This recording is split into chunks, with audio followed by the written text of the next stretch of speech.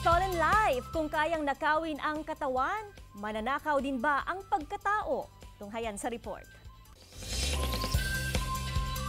Kung kayang nakawin ang katawan, mananakaw din ba ang kanyang pagkatao? Alamin kung paano mababago ng astral projection ang buhay ni Lucy, Farah at Darius sa pinakabagong TV series ng GMA. Abangan ang World TV premiere ng GMA Afternoon Prime na Stolen Life ngayong November 13 pagkatapos ng Abot Kamay na Pangarap sa GMA Network.